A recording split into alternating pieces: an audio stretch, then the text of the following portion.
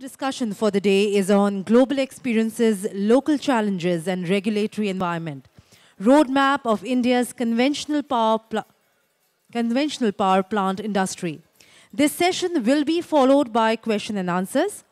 The moderator for this discussion is Mr. Siddharth Zarabi, Senior Economic Journalist. I will request Mr. Zarabi to kindly join us on stage. Ladies and gentlemen, can we have an applause for Mr. Zarabi, please? Mr. Siddharth Zarabi has over 16 years of experience and is known for his versatile reportage. Prior to being an independent journalist, Siddharth worked with CNBC TV18 as the national news editor, economic policy editor, and the Delhi bureau chief for over 5 years, where apart from the responsibility to drive reporting team nationally, he also was in charge for leading special news programming initiatives on the channel. I would now like to take this opportunity to request our panelists on the stage for the session. Mr. T.S.G. Narayanan, Technical Advisor, Boiler and Secretary, Central Boiler Board. Mr. Narayanan started his career as a QC engineer, then joined NLC Thermal Power Station in O&M of boilers. He later joined Boiler Inspectorate of Tamil Nadu in 1993. In 2009, he joined the Government of India in the present post. Thank you, sir, for joining us here. Let's welcome Shri S.C. Jain, Director, Haryana Power Generation Corporation Limited. Mr. Jain is the Director General in HPGCL, Panchkula since December 2013. He's a mechanical engineer and at PTPS Panipat has worked as AE, AEE and looked after the work of operation, MTC R&M and material management for 4 into 110 megawatt units. As executive engineer, he looked after the works of O&M of 110 megawatt units and the construction works of 2 into 250 megawatt units.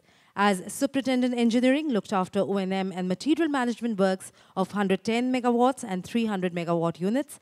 As chief engineer, looked after works of chief engineer, fuel cum operation.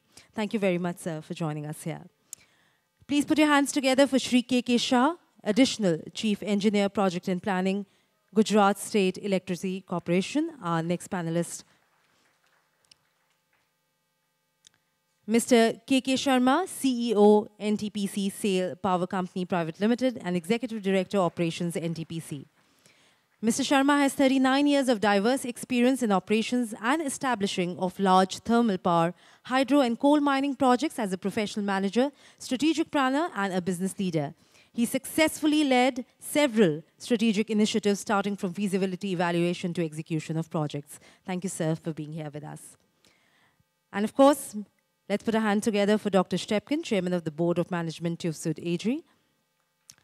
Well, post-graduation, Dr. Stepkin held various management positions at ABB, a leading power and automation company between 1991 and 2002 in Germany and Indonesia. After which, he joined TÜV as member of the Board of Management responsible for industry and people strategic business segments and the Asia-Pacific strategic region. Over to our moderator for the session to kindly take it forward from here. Ladies and gentlemen, good afternoon to you. Thank you very much for being here. It's a pleasure. The weather outside is wonderful and we've been nicely taken care of. The lights, of course, make it a little more warmer here. But that's fine since we are going to discuss the power sector and hopefully the lights won't go out through this discussion. Thank you very much to this esteemed panel for being here. I'm looking forward to an interesting discussion. We have an hour of time that has been allotted to us and that includes questions from the entire audience. So I would really encourage you to ask questions. We will, of course, allow the panel to first put their points of view forth and then we'll open up the floor to questions from this entire audience. The rules I'll explain later. But what we're going to do right now is to start by getting this entire panel to make opening comments, remarks, short remarks, which will draw out the subject and as the MC just told us, we are here to discuss global experiences and the local challenges as well as the regulatory environment that prevails. And as you can see, there is an interesting mix of people on the panel and this really will allow us to get a sense of the entire issues. The broad facts of the matter, the current state of the industry, the need for power, the dependence on thermal, aging plants, the need to get those plants up and running and refurbish renovated and maintained. All of that is perhaps stuff that many of you in the audience and certainly members on the panel are dealing with. But let's hear from the experts themselves. What I'm going to do is I'm going to start from the extreme right of the panel here. I'll invite Dr. Axel Stepken, Chairman of the Board of Management, TUVSUD, to make a quick opening comment really around the central theme of the issue that we are trying to discuss. What is it that the audience should be looking forward to analyzing and understanding about this entire issue?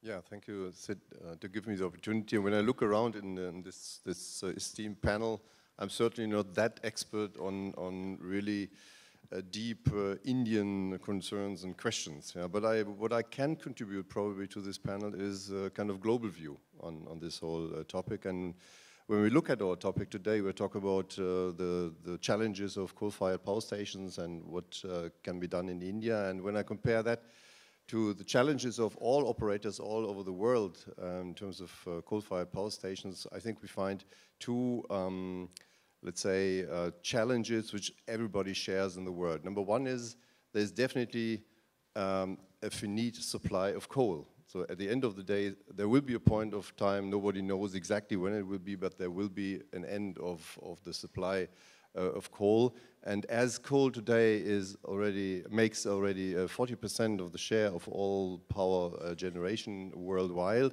and we know that because the demand of energy in the coming years will definitely increase, then also the demand of coal will increase. I think it is a challenge for everybody, and it is a need for everybody to use that coal as efficiently as possible. I think that is challenge number one for everybody in the world who operates coal-fired power stations. And the second one is, I think it's clear that the environmental impact of coal-fired power stations compared to renewable energies and even to nuclear energy power plants, the environmental impact of coal-fired power stations is probably much higher than anywhere else. And when we look then at statistics that approximately 30% of the worldwide CO2 emissions come from coal-fired power stations on the global perspective, it makes clear what that means for global warming, for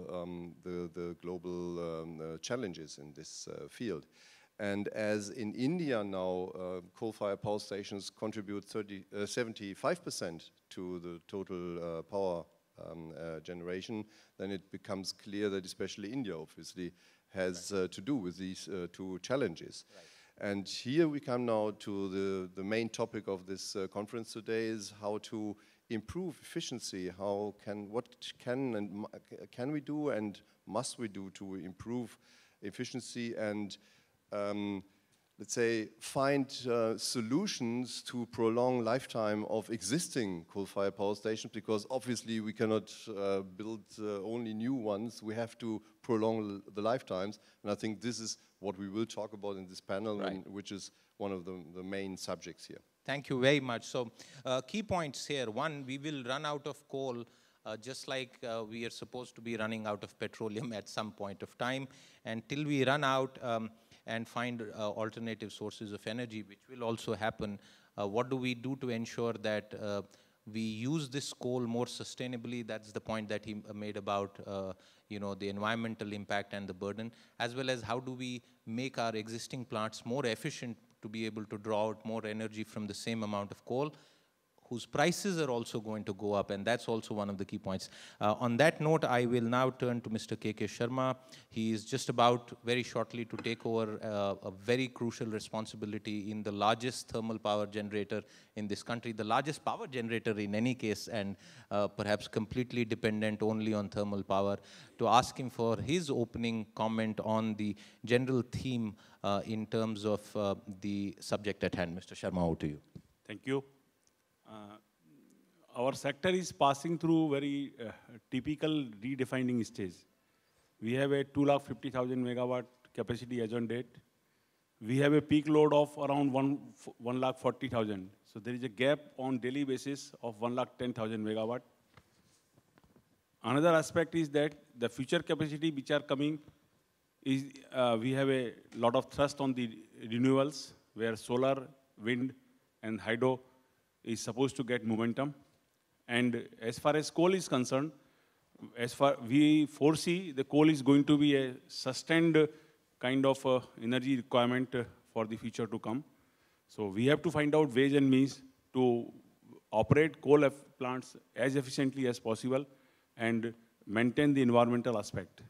Taking cue from here, in NTPC, we are working on 3 lines as far as efficiency part is concerned. One is at the engineering stage, where we go for the best technology in the world, so that whatever we do efficiently. Subsequently, at operating stage, we have a continuous mechanism of operating the plants on gap analysis basis. We have a lot of tools available where we plan intervention through overhauling on continuously simulating the operations. And finally, we are upgrading the plants which are going old through R&M activities. In the R&M, we are keeping a thrust on 3 areas, basically obsolescence part, second is sustenance part, and third is the improving efficiency. Now, all these metrics are getting driven with the CRC norms, which are changing continuously. Norms are getting tighter day by day. So we have to survive commercially, we have to survive efficiently, so that the end-use customer is benefited. With this note, I think we can start the subsequent. Thank you very much, Mr. Sharma. You. Very good points that you made, including the point that you said that for the near future at least, we will be a coal-based power generating. I'm going to come back to you on that major point, as well as the manner in which NTPC is going to deal with it. Let me now turn to Mr. K.K. Shah, the Additional Chief Engineer from another power surplus state in the country, in fact, amongst the few power surplus states in the country, for his opening comments on the issue. Mr. Shah. Thank you very much. We are a power surplus state, it's okay. But at present, gas is not available, and therefore, pressure on our coal-fired plants is much more. When there is no demand, we have to preserve our power plant in such a manner that as soon as demand comes, we can gear up and start the machine. And I'm glad to say that we have managed it in a better way and obtain very good availability factor according to regulatory norms. At the same time, we are trying to increase the efficiency through R&M projects so that CO2 emissions can be reduced. Recently, we have taken up, and it is still under tenderization process, to modernize our turbines for reducing the heat rate. And with that, we expect that we will be able to reduce environment impact and better environment for tomorrow. Similarly, we are also planning to go for supercritical units, because subcritical units are running around 2,800 kilocalorie station heat rates. Whereas supercritical, we can reduce it to below 2,400, 2,300 kilocalorie per unit. And recently, we have awarded one contract for 800 megawatt to BHEL, and it is supposed to start work within a month or so. We have already awarded a contract to BHEL. And thereby we expect that we will be able to phase out old inefficient machine as well as those machines which are capable to run, and we will be able to modernize them for better efficiency and reduce emissions. Thank you. Thank you very much, Mr. Shah.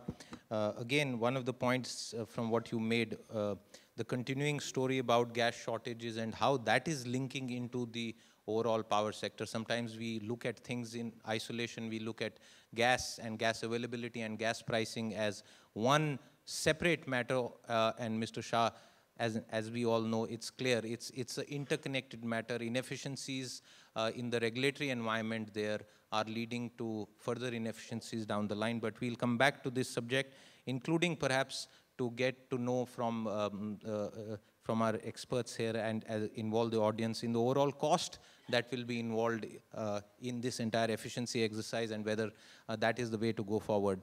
Let me now turn to Mr. S.C. Jain, the director of HPGC, and ask for his comments. Mr. Jain.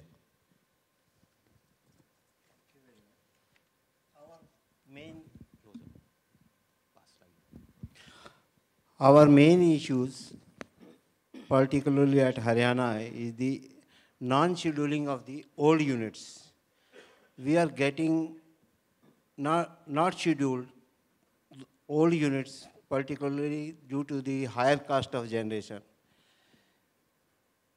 We are trying to reduce the cost to the maximum extent by optimizing various parameters and all other things, taking coal from such a subsidiaries which are having less cost, landed cost. But even then, problems are coming. It is, I think, with the coming of these private players or with new PPA arrangements, this problem is coming with the many organizations. One, the conference is to deal with such issues also, because old units cannot be replaced immediately with such a lesser cost to compete with the new units. For this aspect, R&M, we have tried R&M of the 2 units, but surprises has increased the R&M cost and ultimately the generation costs. These issues also is required to be met with by increasing the efficiency of the and R&M cost, reducing the R&M costs.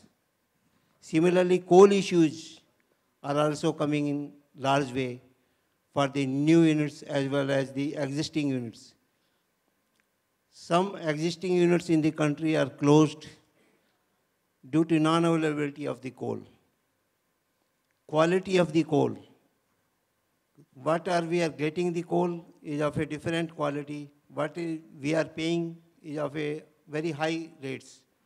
All these challenges are to be dealt with, whether to be by changing the government policies or by reducing the loss during transit or all things.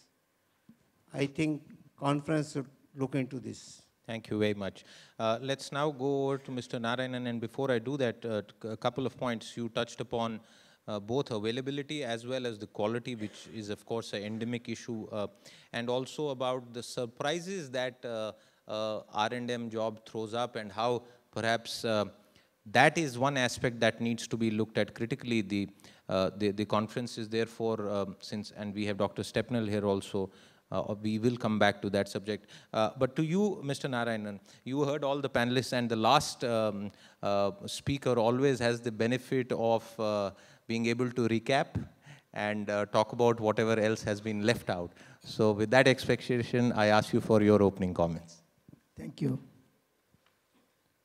This panel discussion is mainly for regulatory environment. For boilers, Central Boiler Board is there for framing regulatory regulations for boilers. And we are taking the global practices, and in 2007, the Act has been amended comprehensively for introduction of third-party inspectors, third-party inspecting authorities, in addition to government inspectors. For as the challenge, one of the challenges is availability. To increase the availability, we have to reduce the downtime. For that, delay of inspection can be easily avoided nowadays by employing third party. Then, for increasing the availability and to reduce the inefficiency, the provisions are there in the regulations for making mandatory of RLA of boilers. RLA of a boiler is mandatory as per the Indian boiler regulations to reduce downtime and increase efficiency. After 1 lakh hours of operation, all the power boilers has to undergo a residual life assessment, and then in turn it will go for R&M. Then now is in continuous liberalization and introduction of to amending the regulations.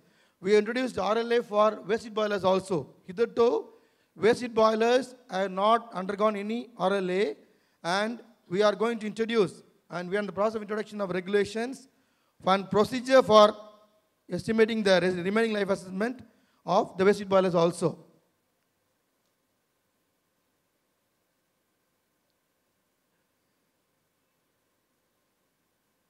And to add to all these things, and now the new government, the new initiatives we are taking. Now, Gujarat government has already introduced self-certification of boilers from 2003 onwards.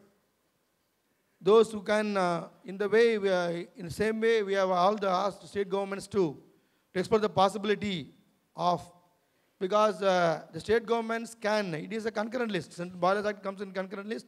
Only state governments can exempt some provisions, some few provisions, and few boilers or few areas under them to introduce whatever they exempt from the act, and they can go for subsidy also. In this way, our ministry is moving towards that also. And for efficiency, for promoting efficiency, as a responsibility, we are sponsoring around 11 regional seminars and 1 2-day national seminar every year under our budget for promoting efficiency in operation maintenance of boilers. And we are conducting the lowest level of boiler operators up to the highest level of boiler operation engineers and managers also. Thank you. Thank you very much. Okay, so we have a bunch of issues to discuss, but as always happens, I'm going to turn to the person who has the maximum burden for ensuring that the lights don't go out across India. I will turn to you, Mr. Sharma, with one key point, taking over from where your points as well as the larger issue that was touched upon. What are you yourself doing as far as an efficiency drive is concerned in the company?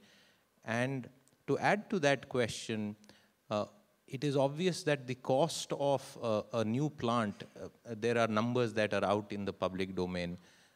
We are not really aware of the cost efficiency of a R&M upgrade to an old plant, including with all the other problems that you might have in terms of higher input costs and all the other inefficiencies. Give us a broad overview of what you are doing as a company and what is your experience and learning in this regard. With, you know, has it made sense? Do you feel the need for a course correction? I will be covering reply in 3 parts. First part is our experience of R&M. We have taken over a few old stations in the country. One is Talcher Thermal Power Station, which is 40-year-old, it is still running. Another is Unchahar, and then subsequently Tanda. In these stations, Unchahar was not requiring any kind of RLA studies or R&M requirement. But for the Tanda and TTBS, we have done extensive R&M work, and it is costing between around 1 to 1.5 crore rupees per megawatt, and it has given an extension of life and improved performance. The plants which were operating at 19% PLF has gone up to 90-95%, and you will be pleased to know that TTBS is appearing in top 5 stations from last 5 years continuously and operating at 95% PLF. So this is as far as the experience on R&M is concerned. Subsequently, we have the first stage generation of the plants which were commissioned somewhere in between 81 to 85. We have already implemented first phase of the R&M in most of the plants. One is of C&I, technological excellence, which I have talked. Other area is coming for the environment requirement, wherever the norms have changed. I'm interrupting you here. In terms of the overall capacity that NTPC has, the installed capacity, how much is being upgraded in the manner that you're suggesting? Can you put a number to that? Exact number, I will not be able to confirm you right now, but it is around 8,000 megawatt, which we have attacked in the first phase. Now we are going for the second phase. That is a continuously structured program. We have a institutional arrangement where we are working continuously on all kinds of units, and so this process is going on. And as far as long-term interventions are concerned, we have already moved to the supercritical, ultra-supercritical, and advanced supercritical technologies. which will give us efficiency up to 45%. As all of you are knowing, 1% increase in efficiency gives a reduction of CO2 by 2.5%. So this is the kind of numbers which comes into the picture. And we are looking forward for moving ahead on this line. And as far as whatever CO2 is being generated, for that we have created a green bank of more than 25 million trees has been planted, which is helping in around 39 million tons of CO2 consumption through these trees. So these are the ways how we are moving. We are fighting on the environmental front, we are fighting on the efficiency front, we are fighting on the technological adoption front. Thank you very much. Dr. Stepkin, let me now turn to you and take off from where Mr. Sharma sort of raised it. This is the Indian experience, because largely when NTPC speaks, it speaks for virtually much of the Indian power sector. What is the global scenario right now?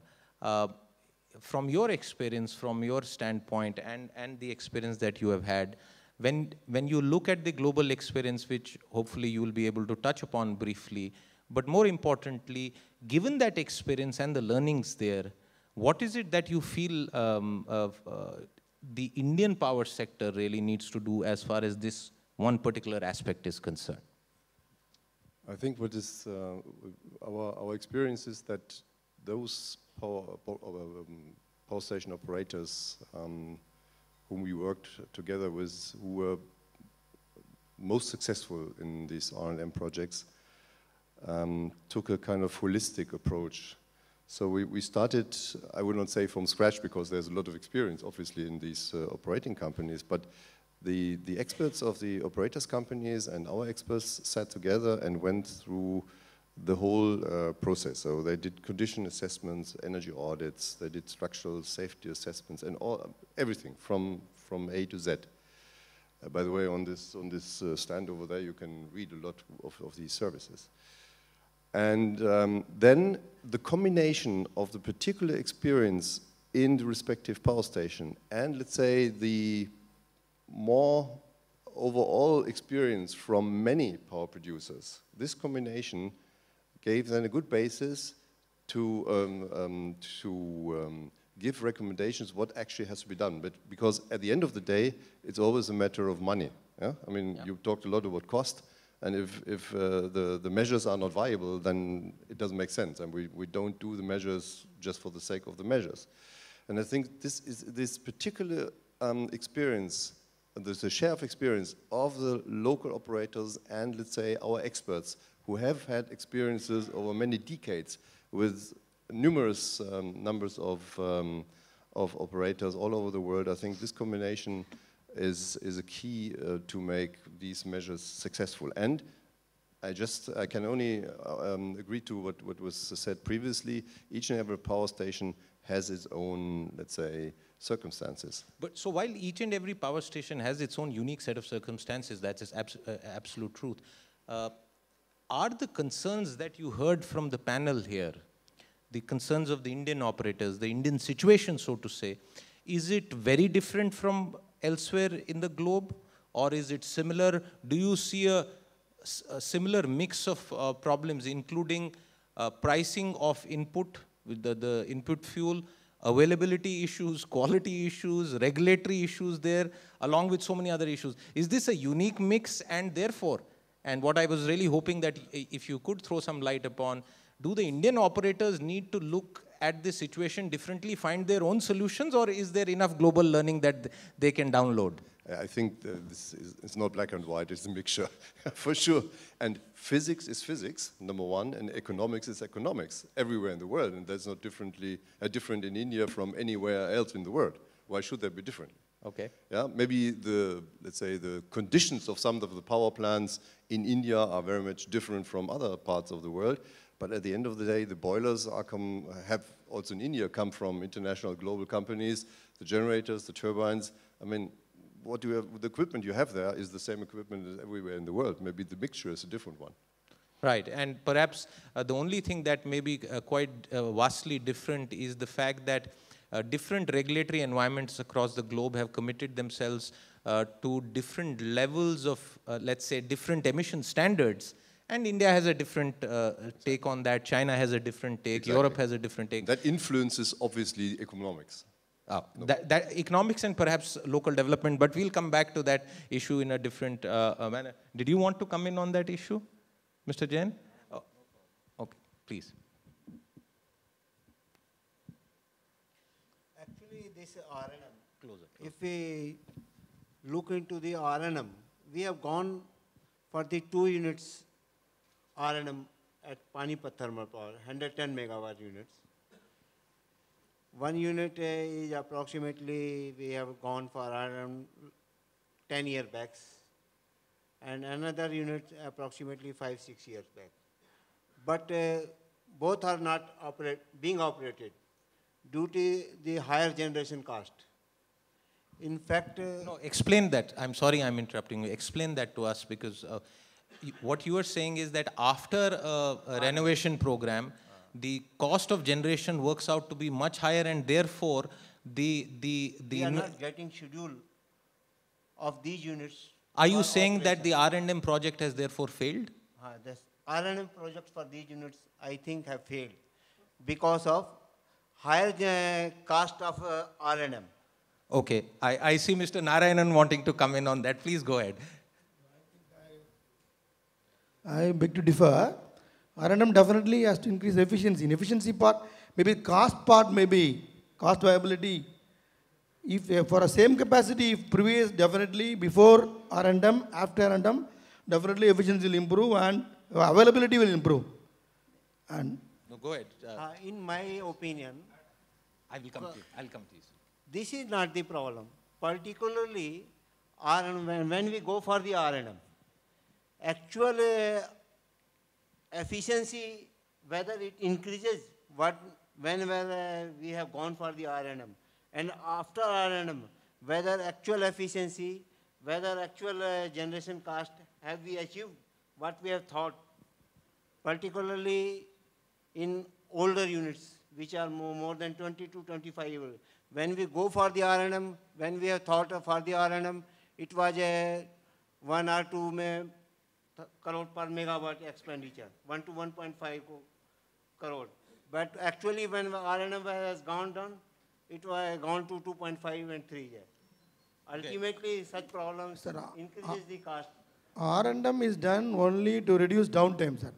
To ensure service of boilers, only R&M is done for power plants, so that frequent outages are avoided. Efficiency is not going to differ, and outages will be avoided. Automatically, old components will fail. So frequency of failures will increase as aging of power plant. To avoid that only, R&M will be able to help. And cost overrun, it depends upon individual operating units. So the issue is being framed in, is it worth it? I will make it very simple. Is it worth it? Mr. Jain seems to have one point of view. You have one point of view. It is worth it. It has to be done. Let us get Mr. Sharma in on this. I would like to supplement what Mr. Narayanan has told. The issue which Mr. Jain is facing is not the efficiency. He is facing the issue because his location of the plant in such part for the country where he is getting the coal transported maybe 1,000, 2,000 kilometers. So transportation cost is the deciding factor. Even though he has restored the operating health of the plant, he has restored the efficiency, still they are not able to compete. It's a locational aspect, not as a judgment on the R&M part. It's a systemic aspect. It's not a judgment on this issue. R&M cannot be R&M cost cannot be competed with the cost of the new units or the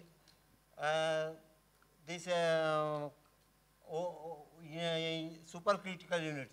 Actually, new supercritical units and all these subcritical units which are more efficient is causing this R&M schemes a setback. So, Mr. Mr. Shah. What Mr. Jain has told, he has told rightly that whenever we are planning R&M, we have to look into the perspective of 15 to 20 years. So where the units are going to be competitive for that long a period, then you can take a call. That part is absolutely right. Yeah, in very simple terms, and I know I don't have to do it for this audience, but in very simple terms, it's a classic thing. You invest X amount of money on, upgrading your existing car and renovating it, versus getting a new car, perhaps on very easy loan terms. But there was a hand here, and if I could have a mic here quickly, the rules, since we are now opening up for questions, are very clear in this. Please name yourself, ask your question, and tell us if you want one specific person on the panel to answer that question. And I would really request you to keep it short so that we can bring everyone in. A quick, short question would be welcome. So the R&M cost, whether it can... Please introduce yourself. Yeah, I'm Ramarao, MD, HPGCL. The R&M cost, whether it can be compared with the cost of the new units, vis-a-vis the cost of generation compared to a location of power station. Because that is where the power station will be facing the problem of scheduling and the issues of not running the power station. So this comparison has to be possibly, Mr. Sharma will be able to answer better. Okay, Mr. Sharma, the question is the same. He is asking, tell us from your experience, what makes sense? Is it a either or is it a mix? I would like to be slightly diplomatic on this subject. Mr. Ramarao is my old colleague, so we know each other very well. The issue is that cake size is such a large in the country. There is a space for both these kind of things. We are in position to 100% go for the new units operation. Slowly and slowly, takeover will take place. Neither, as he has rightly told, black and white, it's a gray. So situation is that new units will take over a period of time. But as far as R&M of old units concerned, there is enough space for going for that. But is there a limit to doing R&M of old units? Is there a cut-off line? Is there a situation where you say that beyond this line, you just need to retire the thing, just like we talk about retiring from active life, politics, and there is a cut-off age. Is there a cut-off age for these plants? See, one of the basic consideration coming is from the law of the land. Recently, CA has come out with the guidelines. Government has also given a guideline that you have to replace the old units with the supercritical units, ultra supercritical units. Government has also come out with the condition that they will not be giving any coal allocation for the subcritical units. So that kind of interventions are available. So whenever you are planning all these things, you have to see whether your unit can survive in the competitive environment. Otherwise, go for the upgradation. And Narayan Saab will supplement me. Okay. Yes, RLA mainly for a very old unit. Our main concern is only fuel consumption. Specific fuel consumption per megawatt will be that is going on reducing as we increase the capacity. Suppose 50 megawatt boiler, if you're going to do RLA, it is not going to help. For Neyveli, they have done RLA and it is 40-50 years old. Definitely, it is specific fuel consumption is around 1.4 tons per megawatt. For example, otherwise, for a supercritical boiler, only 0.8 tons per megawatt. I think I'm correct. So that is the way you have to decide. If you're going to do RLA for a 50 megawatt unit, for a very old unit, it's not going to pay any dividend to you. It's going to add only the cost. So ultimately, you need to increase efficiency to save the fuel, to reduce the environmental impact. We have to go for higher capacity. And the cushion period, what he has told, increasing the life is only for healthier period only. Okay. Becoming too old, there is no need for any RLA. Generally now, for the benefit of this entire audience here, if you have the numbers readily, Mr. Narayan, I'm coming to you. If you look at the entire installed power base and assuming a certain percentage, and you know this is done on a rolling basis, what are the overall, is there a number that you can put to the challenge for renovation and modernization? Are you satisfied from your standpoint in terms of the effort that has been put by all operators across the country so far? Are we deficient or do we need to do more? No, right now I don't have a data classification of the boilers and all. But since we are regulatory and regulation is there in India for compulsory audit of RLA being done for 1 lakh hours, I think it is not there, it is only in few countries it is like that. And we are able to ensure that all utility boilers, higher capacity boilers like NTPC, they are carrying out, and it is not being carried out only few of the units. Only smaller units, they are taking care. And for example, a utility for a process boiler in small sugar factory, they are not taking, they are not going for RLA because their cost will be more. For getting RLA done, it will be very costly for them. Right. That is the way. Okay, you wanted to come in, Mr. Shah. I would like to make a fusion of views of Sri Jain Sahib and Sri Narayan Sahib. The state which is energy surplus, and if it goes for R&M by way of increasing the cost, basic cost, and not getting sufficient efficiency compared to new supercritical boilers, that new R&M work will not be able to run because they are not getting scheduled. Why? Because they are surplus state. And whatever investment they have made by way of R&M is of no use. So R&M can only work where there is a chance of improvement in efficiency which is not fully eaten away by the R&M cost.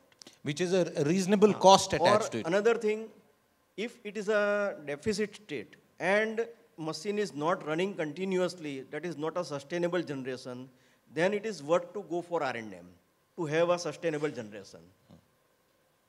Good point that you are making. So really, just to add to it, what we are seeing a hand there until the mic reaches. The point that is being made is that if you are a power-starved state, then it makes sense because you obviously might have investment issues.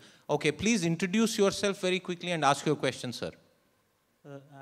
Good morning, everyone. And my name is N.K. Srivastava. I am Deputy Director in NPTI. I have very specific question.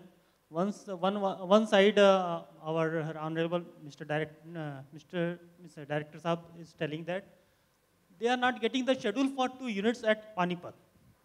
Other side, since 5 to 8 years, we at Haryana are facing power crunch continuously. Citizens of Haryana are facing this problem. One side he is not getting schedule, and another side citizens are being deprived for these problems. Where is the problem? Problem is somewhere else. It is not the cost only. It is the play between different companies, I think so. So this is my one view. They said there must be some solution because the penalty is on the generator if they cannot produce the power. Penalty on the suppliers, DHBVN, if they are not taking the power. But there is no penalty if they are not able to supply the power to the citizen. That is the major issue. If they are getting the 2 suppliers who are at the lower cost, they buy the power. If they are getting the different supplier who is supplying the power at little bit higher cost, they are not taking their power and making their citizen deprived from that point. Okay. That's one point. And I have one more question. Sir, please, if you have some data, what was the situation before R&M? Like heat rate? Is there any improvement in the turbine performance, like heat rate of the turbine? Or after R&M, whether losses of boiler, like dry flue gas losses or other losses, were reduced or not? Okay. If that is the reason, if efficiency was improved, then R&M shall be done. That is my point. Thank you. So let's try and divide your comment and question into 2 parts. One, you basically, if I got it right, you spoke about a penalty for non-supply. Now, I wish this idea had come before. Maybe the political parties fighting for elections in Haryana could have included it in the manifesto as one of the promises. But maybe we can push it as a post election agenda. And the other issue, the second part of your comment, which was essentially a question related both to boiler, I'm going to request anyone to volunteer to answer that. Yeah, okay, Mr. Sharma. What Mr. Srivastava has told is a problem of sector, not of Haryana. All of us know what you generate should be built, what you build should be collected, what you collect should be reinvested. That business cycle is known to all of us. So the basic difference in power sector is that there is a gap of around 80 to 80 paisa to 1 rupees per unit which they are supplying to the consumer. So every DISCOM in the country right now wants to limit these particular numbers so that they survive in the environment. So until unless this gap is going to be attacked, we are going to have this kind of condition. Even if we put a penalty on the suppliers, he is also going to tell at some point of time that from where I will give the penalty if I am not getting the money. So penalty you can take only from the some part of the cake. If cake is not there, nothing can be done. So that is a big, larger issue for the sector. Entire sector is suffering on this account. And government has made a lot of interventions, but then it is happening, patient is coming out of ICU and then going back again. Okay, so it's perhaps a near-death experience every other week. Pardon me for that. Did you want to comment on this? This is a very larger issue. As you told, in some part of the country, generation is more. No takers are there. There are raw material issues are there for some suppliers. They're not able to make power. They generate power. In some part of the country, transmission is not there. There is a power. The evacuation is very poor. Those things can matter only by balancing a central government or in national level. Just be attacked, so that wherever it is generated, even some people states are buying at the highest rate also. Haryana can sell anywhere. In that way, if we go to market that power in the national grid, and if they're going to use it, definitely shortages and demand can be made. Always there is shortage of demand. Mr. Narayan, tell me one thing. I am not a power engineer, but it seems surprising that in a country, and this is slightly on a tangent, this question, that it seems surprising in a country which is known for, not only just recycling, but extending the life cycle of every product by constant innovation, whether in a home or in an industrial plant. And we know there are dozens of examples where the original manufacturers come to India and say, wow, this was supposed to last 10 years. How is it working for 40 years in your factory? But that is, I think, a value, a cultural value that we have. In such an environment, why is there still a debate about the value, in the sense that I picked up from the audience question also as from the panel? Is there still a debate on the overall merit of R&M? And why is that a situation that prevails? Is it because of the fact that our market is not a homogeneous market, both in production, distribution, and consumption? That must be the reason, actually. That is the reason. It's not homogeneous. I'm telling the same way. All states, each state is having one state is a power surplus state. One state there are 4-5 hours shutdown. So you have to link all states. Then only you can suppose the R&M activity. Once new boilers, all new capacity boilers have come.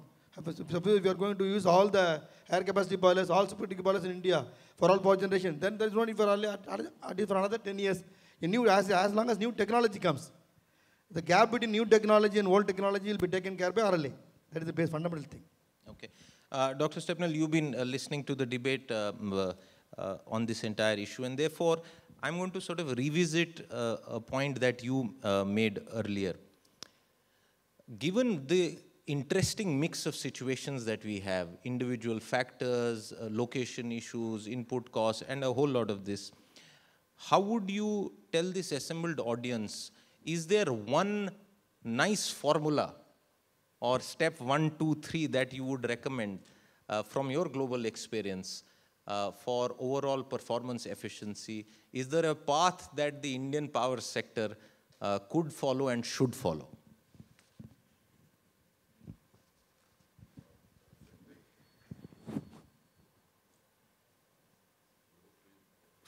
You hopefully do not expect miracles from me. But we are a land of believers. We always do. That's okay.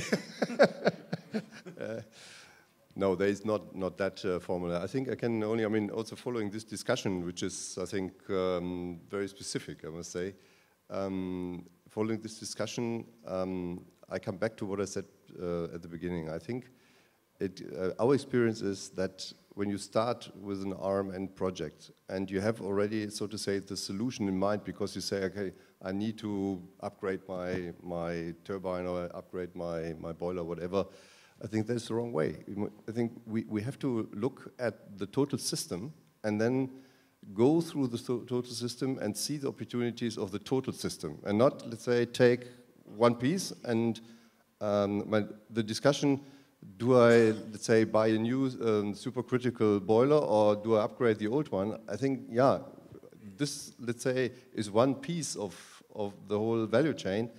But our approach is a different one. We look at the total system. And then there might be, at the end of the day, for economic reasons or also for performance reasons, the answer, yes, there must be a new boiler in, but that could be one answer of many other answers.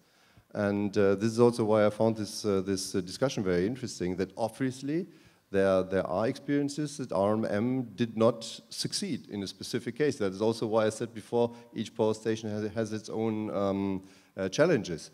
There might be actually the case that RMN doesn't make sense. And therefore, I come also back to what I also earlier said, our TÜV Süd's long-term or decade-long experience in various countries with various power stations, with various circumstances, I think gives a value add in itself, because we can bring in experiences which the single operator just cannot have, because he knows his power station specifically very, very well, his power station. But he doesn't know maybe the problems which others have already solved, and he has never thought about it. Okay, that's a good point. All right, did I see a hand there? Okay, we have roughly 3 hands up, so over to your left first, over there. No, no, behind you over there. Yes.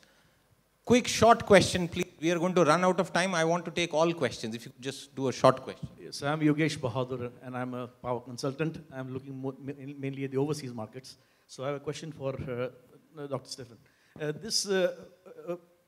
Working with the global multinationals who are supplying the equipment, we have seen, especially in the renovation area, and NTPC will, we are always making reports on renovating power plants as if they are a repair, overhauling job. It starts from there, and we build up what needs to be done in the power plant. And I want to ask Dr. Stefan, in the overseas markets, the experts, companies be on the RNMNU, they start working with the utilities right from the stage of the concept where the idea conceives that we have to renovate this power plant. And here, these players come only at the power when the tendering is going to be done. Does he have a comment to make on this issue? Yeah. I mean, somebody presented my CV, and before I joined with TÜV Süd, I worked for ABB. And during that time, I was not in the power generation, I was in the power transmission and distribution business, but still, I had, of course, lots of connections to power generation. And at that time, I mean, I know that, of course, companies like the Siemens, the GEs, the Westinghouse, and you name them all, they, of course, have the interest to sell their equipment.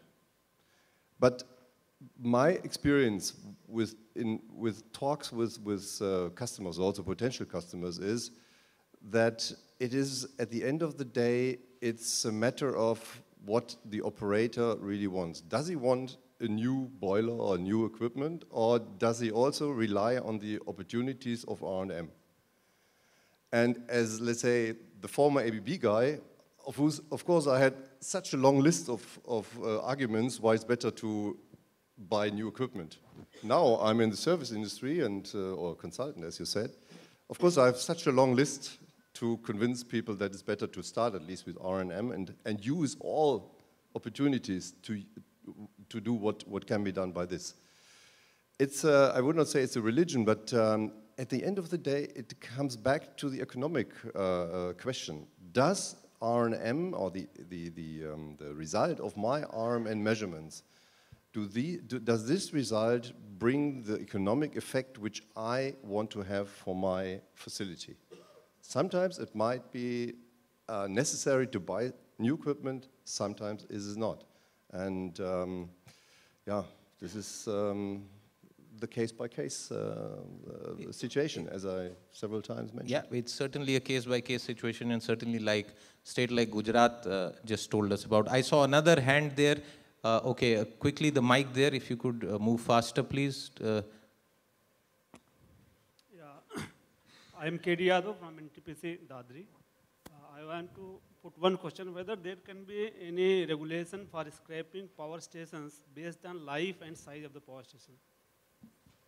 Okay, that's a question for you. A regulation for scrapping plants based on life. Retiring power station based on the life and size of the power station, power unit basically. As of now, there is no provisions in the regulation for scrapping of power plants. Maybe it may be, as you told, only it makes economic sense. But why shouldn't there be an end date? Yeah, that is a. Suppose if you are going to proposal, we definitely will consider that also. It is going to become more inefficient. Inefficiency level you can fix. Okay, He's not committing himself to an answer, but I understand that. But let's try and help him here in the sense that the question that the gentleman here asked is that if there is a end date for so many things, does it also make sense to have an end date policy when it comes to this entire sector? Yes, definitely it is there because of based upon this stress values and all. After 40, 50 years, you cannot use the material. There is a limitation for every material. In that way, it has to be limited. Okay, one hand right at the back quickly. Short question, sir. And please tell us who you want the question to be answered by. Sir, this pertains to the query that Mr. Siddharth Zorabi has raised. I am Vashni, Senior Vice President, Power Trading Corporation. I wish to share certain things. When we identify as a renovation and modernization versus the old new project, there's a bathtub curve system is there. That bathtub curve identifies what the cost economics, whether it should be changed or it should be renovated by a new one. So like a car is there, so if the tire was punctured, you don't dispose the car.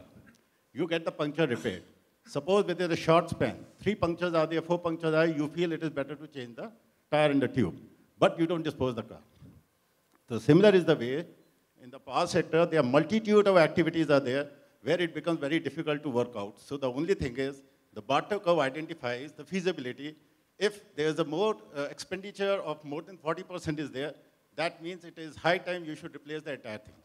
And if you feel that it is not the 40, it is less than 40%, please do the maintenance, regular maintenance, whether it can be preventive or predictive maintenance or breakdown maintenance, whatsoever it is.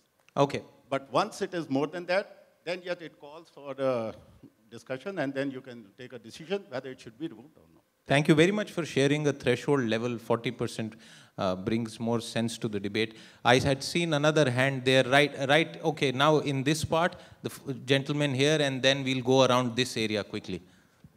Sir, I am Mukesh Nahar, Director Tariff, Chhattisgarh State Electricity Regulatory Commission. I have a question with Mr. Jain. That renovation of the 110 megawatt power plants, he is talking about the R&M cost. Why the R&M cost has been booked as a refurbishment cost, as a capital cost? If it has been booked as a capital cost, then the life of plant goes to the renovated, and again it will go to 25-30 years. So Regulatory Commission will take care of that, and it will be capital investment, and it will be treated as a new plant, as good as a new plant. And you have to show the efficiency of at least 80% PLF. It was in Chhattisgarh.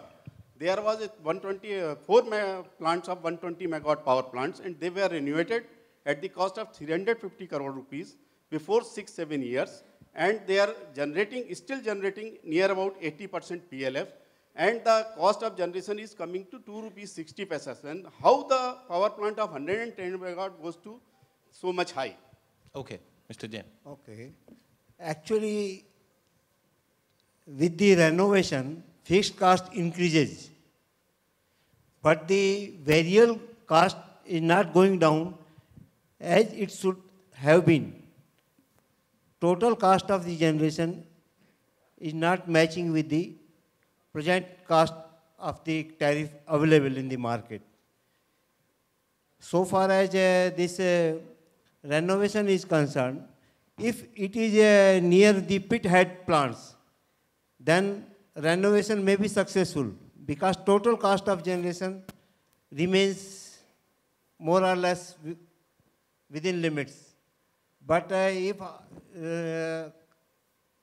power plant is at such a distance like us, It's a variable cost of coal plus this cost of transportation of coal increases so much that it becomes not vulnerable. Okay, it becomes unviable. Yes, sir, quickly. I am G.S. Chaturvedi, Senior Vice President, Reliance Energy. I have a question for Mr. Narayan and Mr. Jafari of GECL. See, I want to know why the ground rules for boilers safety and IBR regulations can be uniform for state electricity board and central sector so that everybody is on the same page. And another question is regarding that self-certification, which you told about the Gujarat State Electricity Board. Why it can't be implemented across the board so that availability of the sector can be increased and the utility will be held responsible for all these things. Suppose if they commit some mistake in the such-self-certification, so they will be held responsible. Why they should wait for the boiler inspector will come and unnecessary there is a wastage of time and availability gets affected. Number two, for IBR regulation, for high pressure parts of the boiler, I have to get the IBR certificate. Why it can't be self-certificate? If I'm getting the material of good quality, complying with all standards, high pressure, high temperature, then why should I go for IBR regulation certificate? That is okay. You wanted both questions to be answered by Mr. Narayan? Okay, okay. Fair enough. I want to know self-certification, how it is being implemented in... Okay, we'll try and come to that. Okay. Your first question you asked about, can you repeat the first question? I forgot. You told about the exemption given to utility boilers of electricity board and private power plants. Why, what's the difference? Why you are having a difference? Yeah, it is uniform only. It is uniform. For all state governments give, as a practice, give exemption to the boilers owned by utility plants to save, suppose there is an energy shortage in their state. But as per the regulations, there is a provision for certifying a boiler without shutting down the boiler. As per Appendix J, you can go JA, and JB and JA and JB are there. The boiler can be inspected without shutting down, seeing the old records for the last 1 year operation schedule. There's a provision, and directly the competent person, even third-party inspector, can come and verify the records and can certify the boiler for 1 more year for power boilers, higher capacity boilers, coal-fired boilers.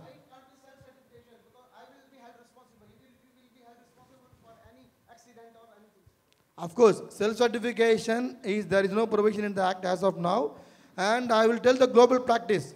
In global practice, no equipment is self-certified as of now. In USA, any other country, we have studied many countries, and then only third party, there are two options given, either third party or government inspector. In even all developed countries also, there are given government inspectors. Even in USA, there is a chief inspector of boilers in each state. And then owner is given an option to go into third party or self-certification. Self-certification, why it is a failure is, no insurance company is coming to insure a company who is self-certifying an equipment. That is a problem. There is a conflict of interest. In TUV suit, the TÜV suit will be able to explain that. Okay. Mr. Jain, one second, sir. Let's once.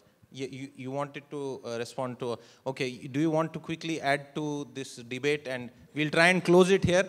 We'll take it offline if you don't mind, so that we can get other questions. I just can reconfirm what was said earlier. It is global practice in every country of this world that there's a third-party inspection. And there are different systems. But there is no self-certification. There's no self-certification all over the world. And our company was set up 150 years ago in Germany because the boiler, okay, the pressure vessel equipment manufacturers were not able to do self-certification. That was the reason why we were set up. We were, so to say, the first third-party inspection company in the world doing exactly that. And I don't think that this is the right way now to, let's say, turn the wheel backwards and say, now we start again with self-certification. I think that doesn't have, and independently of this insurance aspect, you will not find any insurance in the world insuring your boiler with Okay. certification. Thank you, sir. I had, yes, please. S.K. Gupta, General Manager, BHEL. I am surprised to hear this cost of this renovation from Mr. K.K. Sharma and Mr. Jain. It's a vast difference. Keep it closer to your mouth. Yeah, it's a vast difference. What he has told this for Tanda, 1.5 crore per megawatt, and he has told 2.5 crore per megawatt. It's a vast difference. So Mr. Jain is giving a very gloomy picture of this R&M. So some detailed sort of detail. Actually, I am putting the facts. We cannot go blindly for the R&M till we know the conditions of the units. Actually, we are going for the R&M. We are facing the problems. That's why I have brought this thing to the conference here. Okay. If we go blindly for the R&M without knowing the actual conditions of your unit, how much expenditure you are going to incur on that unit here? When we go for the R&M, it gives some figure. Actually, when unit is opened, it takes, initially it is told that it will go, R&M will be completed in 6 months, 8 months. But when it is opened, it takes 15 months. Yeah, it is. There are a number of problems. We have to look into all these aspects. We have to properly get it RLA studied, reduce the surprises which are possible. We can go R&M if we are having no other sources of supply. But if you are having other sources of supply, we should keep economical aspects also of the power generation. Good point. In fact, I would like... NTPC is doing successfully this. 1 second, sir. I will exercise the moderator's right to turn this, but only with this small remark that I learned many years back that when you invite a repairman into your house, you invite him as per your convenience and willingness, but he leaves as per his own willingness. But we will try and take this offline. I have time for only one last question. One last question. If you don't mind, you are from BHL. I am from, if we have got one unit renovated from BHL, you kindly see how much time you have committed and how much you have taken. Okay, it's a great thing.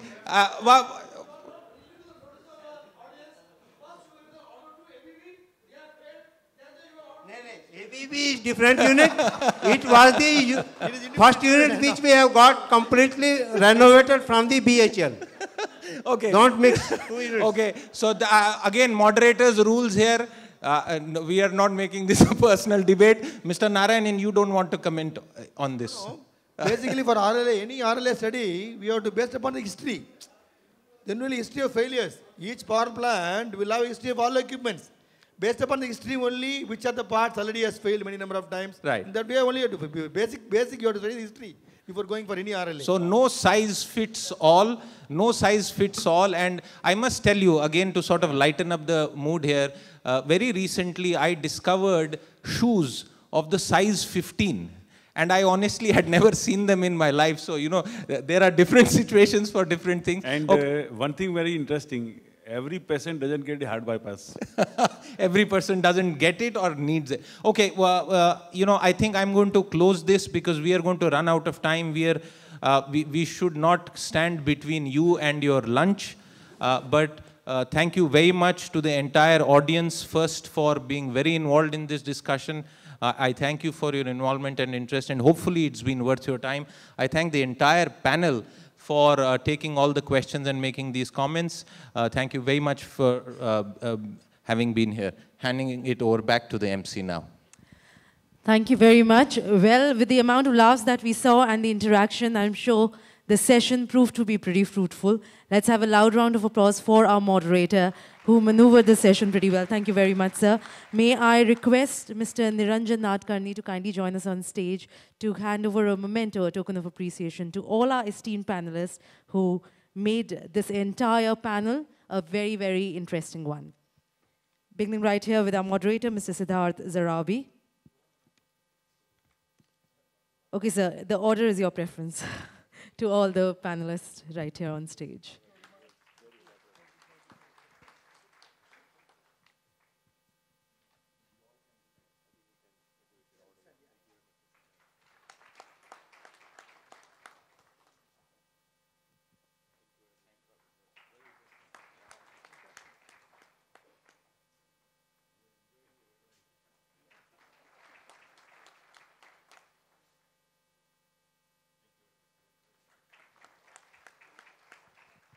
Thank you very much. I think we'll have a group photograph before we break the panel on stage. Yeah.